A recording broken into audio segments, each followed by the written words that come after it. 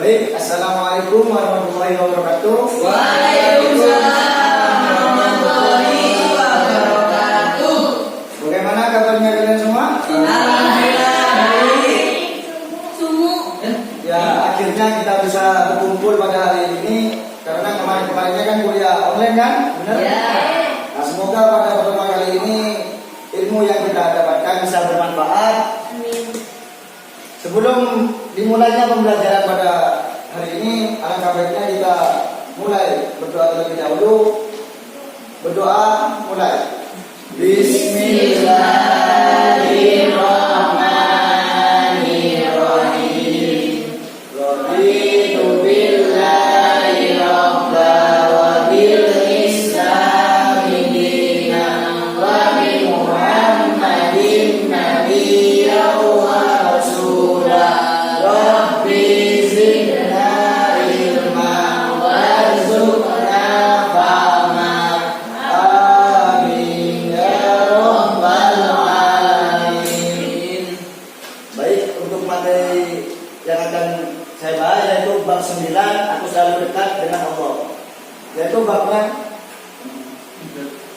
meneladani perjuangan dakwah Rasulullah SAW di Madinah. Yang pertama yaitu poinnya memahami makna perjuangan dakwah di Madinah. Yang kedua, menganalisis faktor-faktor keberhasilan faktor dakwah di Madinah. Yang ketiga, menunjukkan sikap ukhuwah atau persaudaraan dalam kehidupan. Nah, yang pertama, memahami perjuangan dakwah Nabi SAW, yaitu hijrah ke awal dakwah Rasulullah SAW di Madinah. Ada beberapa faktor yang mendorong Rasulullah SAW ke Madinah. Yang pertama yaitu pada tahun 621 Masehi telah datang 13 orang penduduk Madinah menemui Rasulullah. Mereka berikrar memeluk agama Islam. Nah, yang kedua pada tahun berikutnya yaitu 622 Masehi datang lagi sebanyak 73 orang dari Madinah ke Mekah yang terdiri atas suku Aus dan Khazraj yang pada awalnya mereka datang melakukan ibadah haji. Nah, tetapi kemudian dia menjumpai Rasulullah SAW. Nah, yang kedua menganalisis faktor-faktor keberhasilan faktor dakwah di Madinah. Nah, yang pertama membina persaudaraan antara kaum Ansor dan kaum Muhajirin. Kehadiran Rasulullah SAW dan kaum Muhajirin sebutan bagi pengikut Rasulullah yang hijrah ke Mekah, Madinah mendapat sambutan hangat dari penduduk Madinah atau kaum Ansar. Nah, mereka memperlakukan Nabi Muhammad dan kaum Muhajirin seperti saudaranya sendiri. Nah, jadi ketika kaum Muhajirin dan kaum Ansar itu disambut dengan hangat, nah, seperti saudaranya sendiri. Pak, izin Pak. Oh ya, silakan. Silakan. Ya, baik, saya lanjut. Yang kedua, membentuk masyarakat yang berlandaskan ajaran Islam. Nah, di sini dibagi menjadi 3. Yang pertama, kebebasan beragama. Yang kedua, azan, sholat, zakat, dan puasa. Yang ketiga, prinsip-prinsip kemanusiaan. Nah, apa sih maksudnya kebebasan beragama? Nah, kebebasan beragama maksudnya di sini memberikan jaminan dalam mencapai kebenaran dan kemajuan menuju kesatuan yang integral. Sedangkan azan, sholat, zakat, dan puasa, nah yaitu merupakan suatu kewajiban umat muslim. Jadi yaitu ibadah yang diwajibkan untuk umat muslim dilaksanakan. Nah, yang selanjutnya prinsip-prinsip kemanusiaan. Nah, apa sih prinsip-prinsip kemanusiaan itu? Nah, maksudnya itu di sini sebagai umat muslim harus saling menghormati satu sama lain. Jangankan cuma hanya ke umat muslim saja, meskipun ke non muslim kita harus saling menghormati agar bertujuan untuk ya tidak ada kata pertengkaran atau permusuhan. Nah, jadi kita harus saling menghormati dan saling menghargai. Jadi yang ketiga itu tadi ada Nabi Muhammad itu adalah salah satu tokoh yang berhasil dalam bidangnya, maksudnya itu dalam bidang politik, ekonomi maupun sosial. Nah, jadi Nabi Muhammad SAW ini berhasil menjadi salah satu tokoh yang dia sukses dalam ilmu keagamaan maupun keduniawian. Seperti itu. Nah, baik, untuk poin ketiga itu strategi dakwah Nabi Muhammad SAW di Madinah. Nah, yang pertama strateginya itu meletakkan dasar-dasar kehidupan masyarakat yang terdiri yaitu membangun masjid, membangun ukhuwah Islamiyah, menjalin persahabatan dengan pihak-pihak lain yang non-muslim. Nah, mungkin ada yang tahu tujuan untuk membangun masjid Nabi Muhammad SAW itu apa? Mungkin ada yang tahu? Apa itu, Pak?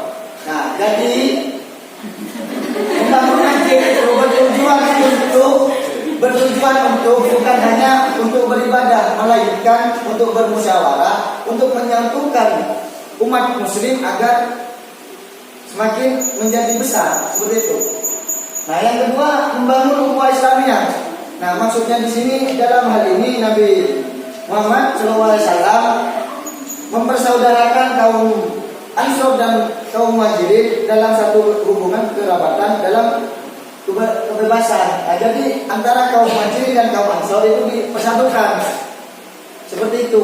Nah, yang kedua, yang selanjutnya menjalin persahabatan dengan pihak-pihak lain yang non muslim. Jadi Nabi Muhammad SAW, nah selain dia menghormati sesama muslim, dia juga bersahabat dengan orang-orang Yahudi atau Arab-Arab lainnya. Karena apa? Kita sebagai umat muslim harus saling menghormati meskipun kita berbeda agama. Jangan sampai melukai hatinya, biar tidak ada kesalahpahaman. Seperti itu. Nah, mungkin selanjutnya. Nah, yang selanjutnya di sini surat Nabi Muhammad SAW kepada raja. Nah, salah satu cara Nabi Muhammad adalah dengan berkirimnya surat kepada raja-raja. Diantaranya raja yang dikirim surat oleh Nabi Muhammad SAW. Yang pertama yaitu Raja Ghazan Mesir, yang kedua Abyssinia, yang ketiga Persia, dan yang keempat Romawi. Nah, yang selanjutnya yaitu ketiga penakluk Mekah. Nah, bagaimana Nabi Muhammad SAW ketika menaklukkan Mekah? Nah, yang pertama yaitu strateginya Nabi Muhammad SAW segera berangkat ke Mekah, yaitu membawa 10.000 tentara. Nah, yaitu bertujuan untuk memasuki Mekah dan berhala-hala itu dimasuki untuk dihancurkan. Setiap sudut negara ketika ada tempat untuk berhala atau tempat yang negatif intinya itu dihancurkan, dimusnahkan, seperti itu. Nah, keislaman penduduk Mekah memberikan pengaruh yang sangat besar kepada suku-suku di berbagai pelosok Arab. Nah, jadi berkat kesuksesan Nabi Muhammad itu sudah sampai saat ini itu sudah terkenal bahwasanya Nabi Muhammad itu sukses dalam hal untuk dakwahnya, seperti itu. Nah, mungkin nantinya bisa ditarik kesimpulan dari yang sudah saya sampaikan bahwasanya manusia akan menjadi manusia sempurna jika ia hidup di tengah-tengah manusia dan bergaul dengan manusia. Mungkin ada yang paham dari kalimat ini? Nah, jadi ketika kita hidup contohnya di masyarakat, kan berkumpul dengan manusia. Nah, jadi kita harus saling menghormati agar kita itu dihargai, seperti itu, Mas. Bisa dipahami? Kan berkumpul nggak dihargai, loh, Pak. Nah, itu mungkin belum maksudnya, Mas. Karena bahwasannya kita kalau kita dihargai, itu pasti juga dihargai, Mas. Seperti itu, tapi kadang kan ada yang dia di depan anaknya menghargai, tapi di belakangnya nggak ada. Seperti itu. Nah, itu pasti susah yang mau saling menghargai, Mas. Iya, sulit. Yang selanjutnya dalam kehidupan bernegara, setiap orang harus berpikir untuk memberikan sesuatu dan mengambil peran dalam pembangunan negara sesuai dengan kedudukan dan kemampuan masing-masing. Nah, jadi kita sebagai manusia kan pasti butuh yang namanya semisal kayak kita di dalam lingkupan kelas. Nah, kita kan pasti membutuhkan koordinator untuk mengatur jalannya kelas. Nah, sedangkan negara membutuhkan kayak presiden, seperti itu. Bisa dipahami? Nah, jauh, Pak. Tentunya terlalu jauh. Oh, terlalu jauh ya. Anak kecilnya yang seperti kita di lingkupan kelas. Nah, di sana ada yang namanya ketua kelas. Nah, ketua kelas ini yang berfungsi untuk mengkoordinirkan murid, mengkoordinirkan anggota-anggotanya seperti itu, Mas. Bisa dipahami? Berarti yang lain nggak berfungsi, Pak? Nah, ya itu ini, Mas. Akan tetapi ketua kelas itu kan untuk mengatur. Nah, ketua kelas tanpa anggota itu tidak bisa berjalan, Mas. Hitungannya ketua kelas dan anggota itu saling keterkaitan. Percuma ada ketua kalau anggotanya nggak ada, Mas. Bagaimana jalannya? Nah, tapi ketika anggota ada, tapi ketuanya nggak ada, nah itu beda lagi, Mas.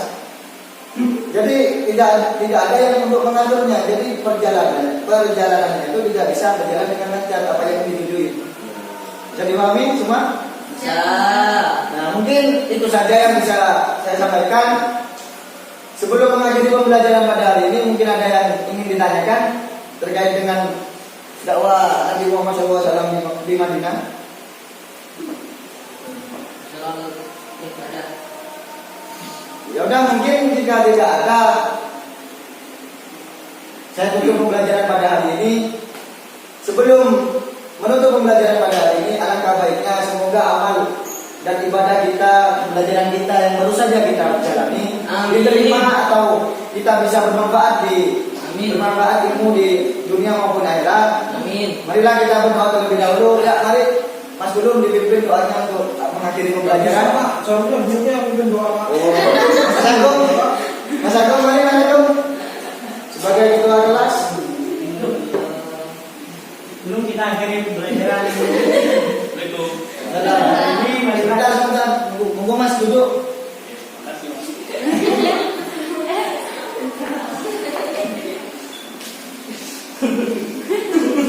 Ayo mari pimpin doanya Mas Agung. Baik, Pak. Sebelum kita mengakhiri pembelajaran kali ini, alangkah baiknya kita berdoa agar pembelajaran kali ini bisa bermanfaat.